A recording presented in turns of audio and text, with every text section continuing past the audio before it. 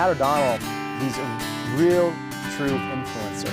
He thought beyond kind of the boundaries. He really just epitomizes the perfect character, you know, working in, loving, and playing in these mountains. When he steps into the room, the kind of temperature of the room goes up a few degrees. And he'd worked at Patagonia, he'd worked at many ski resorts, he'd worked at Yosemite, a stint at Colorado Ski Country. I think Aspen was the quintessential place that he hadn't been to. He really cared about the people he worked with and the mountain and the experience. As a leader and as a ski industry executive, Pat was engaged, he was hands-on, and very disciplined in his style with his staff. He made us work hard, but he also made sure that we all took time out for fun, and he encouraged us to get out and enjoy the mountains. Pat was the guy who opened up Aspen Skiing Mountain to snowboarding. My version of the story is that Pat wanted to snowboard on Ajax. That's why he opened it up to snowboarders. But in fact, the reason Pat was a snowboarder is because he was a much better snowboarder than he ever was a skier. You know, Pat's always been an innovator, a leader.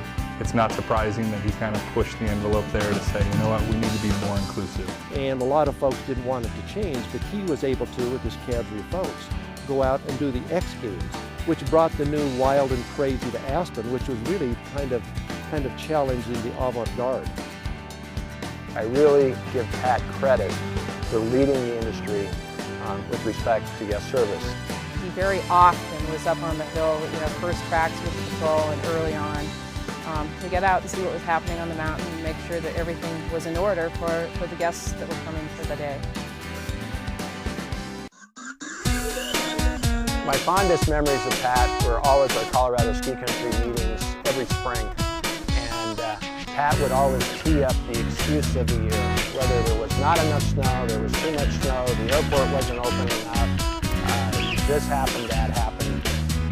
I used to leave Keystone early in the morning to get up to A-Basin to kind of get a head start on the day's work, and so oftentimes I'd leave Keystone at 5:30 to drive up to A-Basin, and Pat would be running back down Loveland Pass after having run up to the summit, leaving his house at about 4 o'clock in the morning. So we'd always wave to each other as I was driving up the hill to go to work, and Pat was coming down the hill from his run to the top.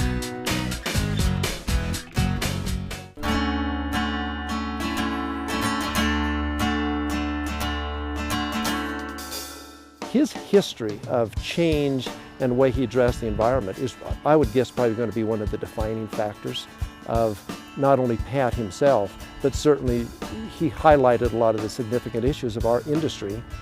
He was doing things 10 years ago that left other ski resort operators shaking their heads. They thought he was crazy, and now everybody's doing it. Pat and Aspen's leadership on wind power and alternative forms of energy truly was the catalyst for Vail Resorts going 100% wind power.